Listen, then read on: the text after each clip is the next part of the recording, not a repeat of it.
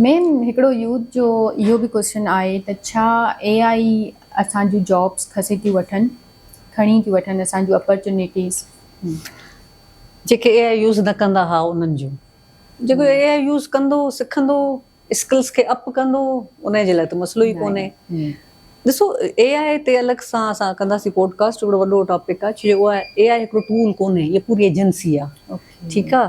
ऐं फ़िलहाल ताईं जेके बि असांजे हिते कमकारियूं पाकिस्तान लेवल जूं आहिनि उन में AI टूल्स तव्हांखे सप्लीमेंट कंदो।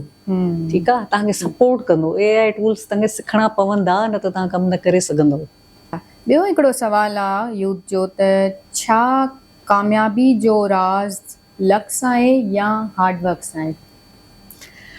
ॾिसो लक अपॉर्चुनिटी जो डोर ओपन करे सघे थी, कॾहिं कॾहिं ईअं हूंदो आहे इत्तेफ़ाक़ थी वेंदियूं शयूं, पर उते रहण जे लाइ ऐं कामयाबु थियण जे लाइ तव्हांखे महिनत करणी पवंदी। महिनत ज़रूरी आहे। महिनत 99.9 0.1 इज़ लक, 99.9 इज़ महिनत।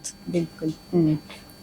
माण्हू सवाल कयो आहे त मैम मां मोटिवेट हूंदो आहियां ऐं हर 2 ॾींहंनि खां पोइ मां लेज़ी थी वेंदो आहियां।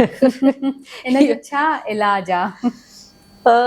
इन जो इलाज इहो आहे त ॾिसो मोटिवेशन सर्टेन माण्हुनि खां, चैनल्स खां, वाक्यनि खां तव्हांखे मिली सघे थी, ऐं उहा तव्हां इन जे करे वापसि हटी था वञो जो तव्हां में कंसिस्टेंसी या डिसिप्लिन कोन्हे। बिल्कुलु। आसान जवाबु इहो आहे त तव्हां कंसिस्टेंसी ऐं discipline, consistency is the key, पोइ तव्हां पाण मोटिवेट रहंदो। सही।